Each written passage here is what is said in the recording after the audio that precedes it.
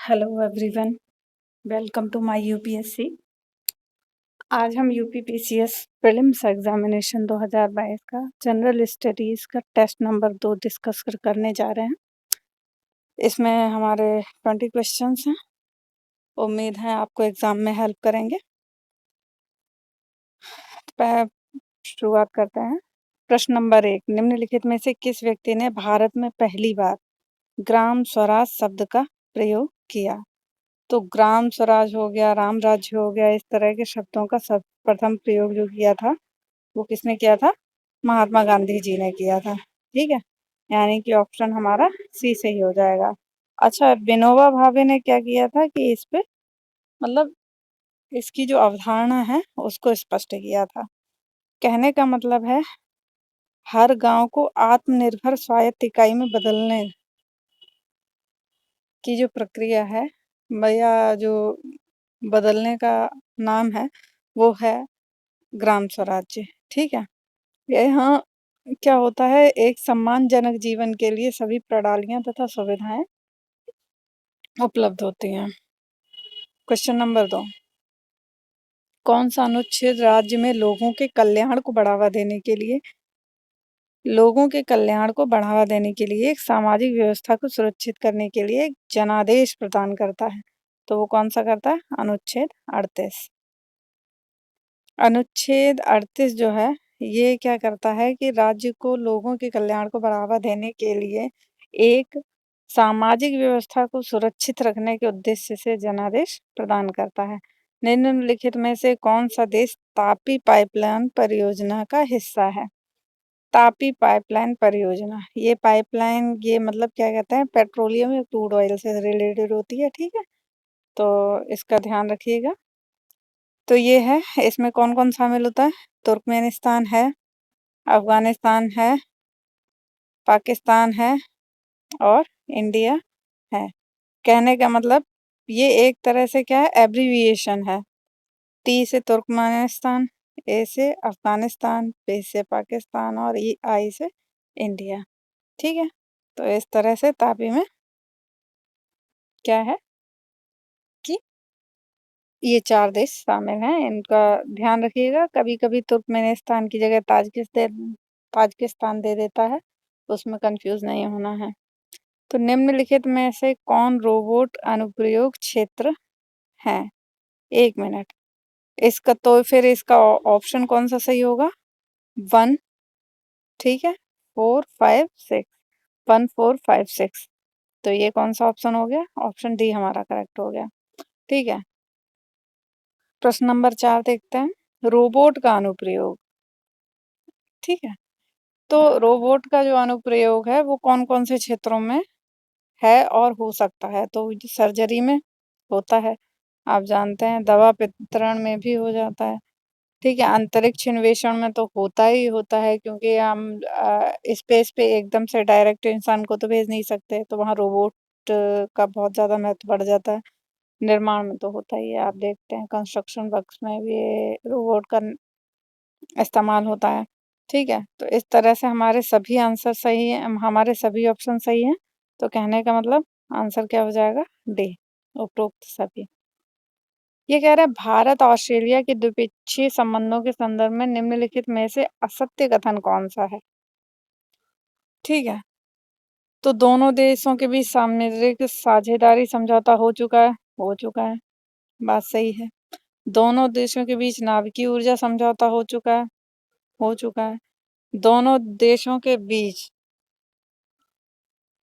नाभिकीय ऊर्जा समझौता हो चुका है। दोनों देशों के बीच मुक्त व्यापार समझौता संपन्न किया गया है। ठीक है, हाल ही में 2+2 वार्ता और होमलैंड सिक्योरिटी डायलॉग संपन्न किया गया है। देखो, 2+2 वार्ता तो हुई है, 2021 में वर्चुअल समिट हुई थी। ठीक है, पहली बात तो ये समझ लो कि 2+2 वार्ता होती क्या है। तो 2+2 का मतलब है कि इसमें आपके जो डिफेंस मिनिस्टर होते हैं, ठीक है, और क्या कहते हैं, जो आपको विदेश मंत्री जो होता है, फॉरेन मिनिस्टर, ठीक है, तो वो अपने इंडिया के और क्या कहते हैं कि जिसके साथ भी हमारी वार्ता हुई है वहाँ के फॉरेन मिनिस्टर और डिफेंस मिनिस्टर की आपस में वार्ता होती है, इसलिए इसको 2+2 बोला जाता है। ठीक है, ये वार्ता जो है मुख्यतः हमारे 3 देशों के साथ में है, सिर्फ़ 3 देशों के ही साथ में है अभी तक, तो हम इनको याद कर सकते हैं। पहला है आपका जापान, ठीक है? दूसरा यूएसए है और तीसरा ये ऑस्ट्रेलिया है, ठीक है? तो इस तरह से आप समझ गए होंगे 2+2 वार्ता किसे कहते हैं। तो ऑप्शन कौन-सा हमारा हो गया? डी सही है, ठीक है। ये बोल रहे हैं कि जो होमलैंड सिक्योरिटी एग्रीमेंट है वो इज़राइल के साथ है अपना और और अमेरिका के साथ में है, ठीक है। किसके साथ है? इज़राइल के साथ, अमेरिका के साथ और जापान के साथ है, ठीक है। समझ में आ गया? आगे चलते हैं। चौकड़ी मोदी खाना जिसका भ्रमण यूनेस्को की टीम ने किया है, कहाँ स्थित है? तो ये कहाँ स्थित है? गुजरात में।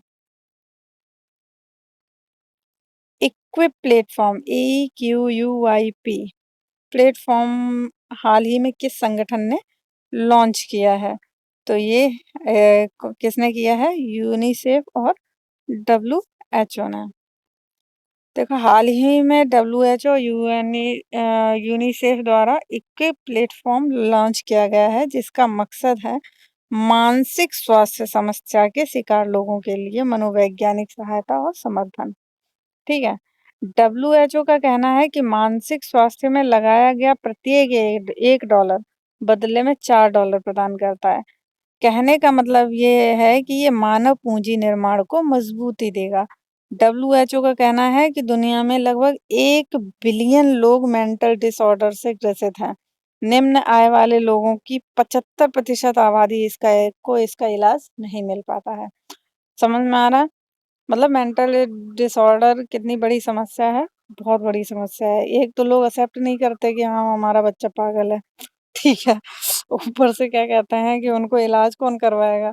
सबको पता चल जाएगा, तो इस वजह से और नहीं करवाते हैं, ठीक है। भारत में साम्यवाद के पथ प्रदर्शक, तो साम्यवाद का पथ प्रवर्तक माना जाता है एमएन रॉय को, ठीक है। ये कम्युनिस्ट पार्टी के संस्थापक भी थे। ठीक है, एम एन रॉय जो हैं भारतीय कम्युनिस्ट पार्टी के संस्थापक माने जाते हैं। वर्ष 1904 में एक क्रांतिकारी संगठन अभिनव भारत सोसाइटी की स्थापना की गई थी। ठीक है, 1904 में अभिनव भारत सोसाइटी की स्थापना की गई थी। तो ये किसके द्वारा की गई थी? तो ये की गई थी विनायक दामोदर सावरकर के द्वारा। एक्सक्यूज मी, ठीक है। तो ये क्या है कि अभिनव भारत सोसाइटी, इनकी बीडी सावरकर ने की थी शुरुआत। इसकी हुई थी 1899 में, 1899 में एक मित्र मेला संगठन था, उसके रूप में हुई थी। 1904 में इसका नाम बदलकर अभिनव भारत कर दिया गया था। ठीक है, पहले जो मित्र मेला थी वो एक गुप्त सोसाइटी हुआ करती थी। ठीक है। किस गवर्नर जनरल के कार्यकाल में हिंदू एवं मुस्लिम धर्म के परंपरागत नियमों को संहिताबद्ध करने का प्रयास किया गया? हिंदी हिंदू व मुस्लिम धर्म के परंपरागत नियमों को संहिताबद्ध करने का प्रयास किसने किया था? तो वो किया था वारेन हेस्टिंग्स ने। ये 1774 में, ठीक है, किया गया था। वारेन हेस्टिंग्स जो था भारत का पहला गवर्नर जनरल भी था। ठीक है, भारत के पहले गवर्नर जनरल थे और बंगाल के पहले गवर्नर जनरल थे। ठीक है।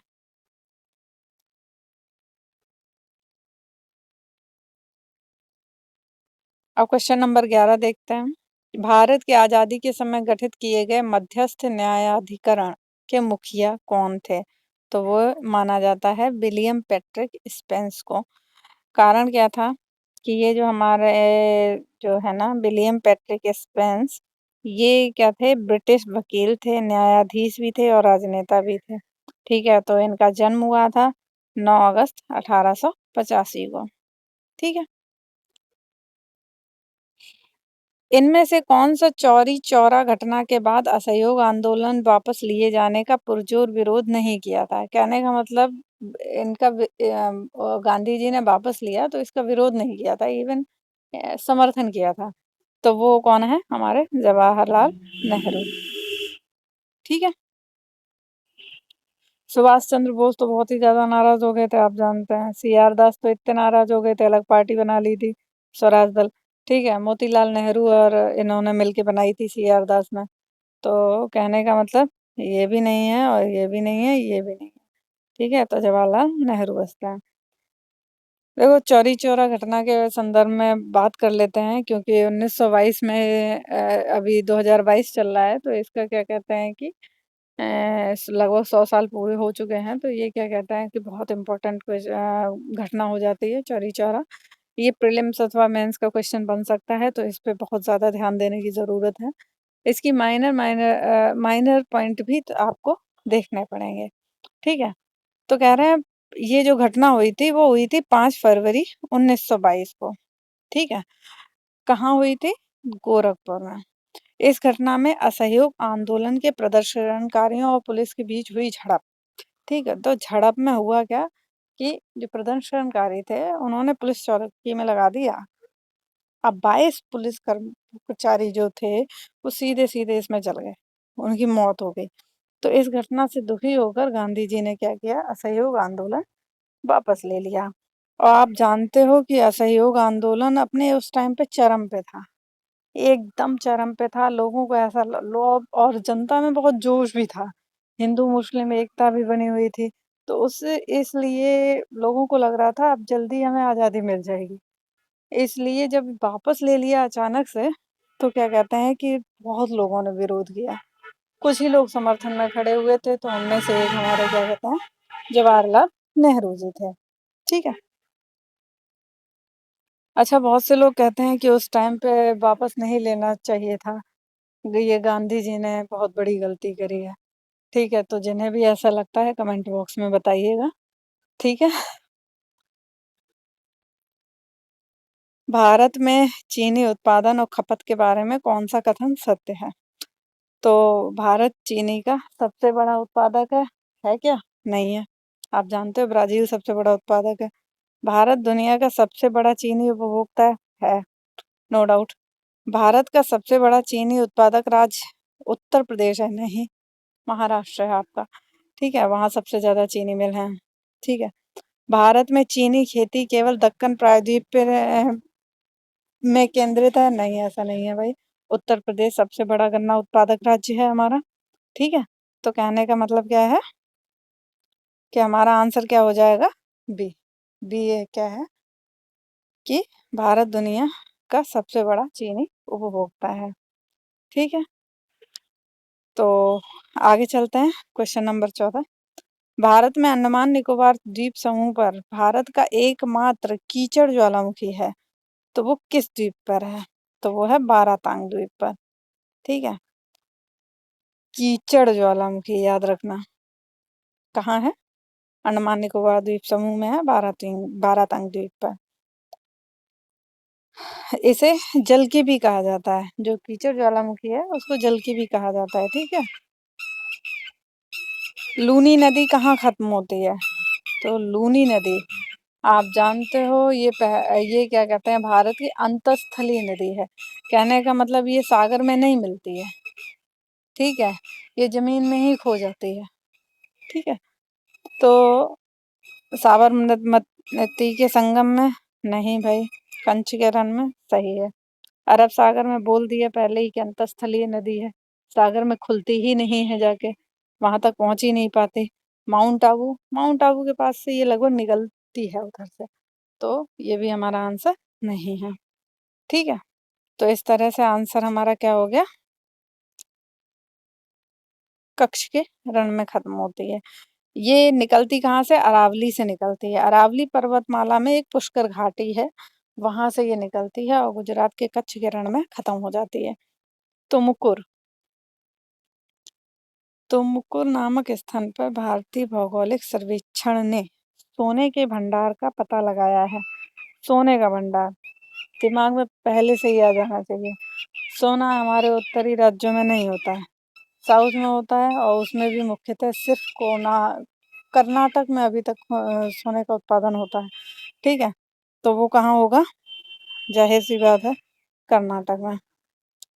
ज़्यादातर खाने आपकी सोने की कर्नाटक में ही मिलती हैं, चाहे वो कोलार हो चाहे हट्टी हो। ठीक है, तो देख सकते हो आप। कह रहे हैं तुमकुर कर्नाटक में स्थित है। यह तुमकुर जिले का मुख्यालय भी है और बैंगलोर से 70 किलोमीटर दूर उत्तर पश्चिम में स्थित है। उत्तर पश्चिम समझते हो? इस दिशा में, यानी बेंगलोर अगर इधर है तो तुमकर इधर है। ठीक है, समझ में आया? देखो, नॉर्थ ये है। ठीक है, वेस्ट इधर है। ये क्या है? पूर्व है। और ये क्या है? साउथ है। तो ये किधर आएगा? एक मिनट, शायद मैंने गलत बता दिया है आपको। ये इधर ना होके तुमकुर किधर होगा आपको? तुमकुर होगा इधर, यहाँ पे। ये बेंगलोर है हमारा बीच में, तुमकुर किधर होगा? नॉर्थ वेस्ट में। पगलादिया बांध परियोजना किस राज्य में स्थित है? तो पगलादिया कहाँ स्थित है? असम में। ठीक है, पगलादिया बांध परियोजना असम के बक्सा जिले के पगलादिया नदी पर स्थित है। इस प्रोजेक्ट में 40,000 एकड़ के क्षेत्र को बाढ़ से बचाने में सहायता मिलेगी। साथ ही 3 मेगावाट ऊर्जा भी उत्पन्न की जा सकती है। ठीक है, आप जानते हो उधर असम साइड क्या है कि नदियां बहुत सारी हैं, बाढ़ का ही क्षेत्र है पूरा। आपको पता होगा अभी इस बार क्या कहते हैं, काजीरंगा कितने महीनों तक क्या कहते हैं वहां पे बाढ़ बनी रही। तो इस चक्कर में हुआ क्या कि वहां के गैंडे वगैरह के लिए आवास का संकट उत्पन्न हो गया था। ठीक है, तो इस तरह की समस्याओं से बचने के लिए वहां पे बांध बनाए जा रहे हैं। तो उसी में है पगला दिया बांध परियोजना। ठीक है, उत्तर प्रदेश में विधानसभा के प्रथम अध्यक्ष कौन थे? अब उत्तर प्रदेश का पेपर है तो उत्तर प्रदेश से संबंधित कुछ बेसिक जानकारी होनी चाहिए। ठीक ठीक है, तो उत्तर प्रदेश की जो विधानसभा थी उसके प्रथम अध्यक्ष कौन थे? तो वो थे राजर्षि पुरुषोत्तम दास टंडन। ठीक है, अब ऐसे क्वेश्चन में कुछ भी एक्सप्लेन करने के लिए नहीं होता है, तो हमारा आंसर क्या है? सी। उत्तर प्रदेश राज्य के प्रथम मुख्य सचिव कौन थे? तो मुख्य सचिव थे भोलानाथ झा। ठीक है, यानी हमारा आंसर क्या है? बी सही है। अब रेशमी वस्त्रों का उत्पादन उत्तर प्रदेश के किन जनपदों में होता है? तो ये जनपद है हमारे वाराणसी और इटावा, रेशमी वस्त्रों का उत्पादन। ठीक है, तो ये था हमारा टेस्ट नंबर 2। अब हमारे साथ जुड़े रहिए। अगर आपको वीडियो पसंद आता है तो प्लीज़ लाइक शेयर सब्सक्राइब करते रहिए। और चौरी चौरा कांड के बारे में जो क्वेश्चन मैंने पूछा था कि क्या आपको लगता है आप उनका गांधी जी का समर्थन करते हैं, उन्हें वापस ले लेना चाहिए था या नहीं लेना चाहिए था, आप कमेंट में हमें बता सकते हैं। ठीक है, थैंक यू फॉर वॉचिंग।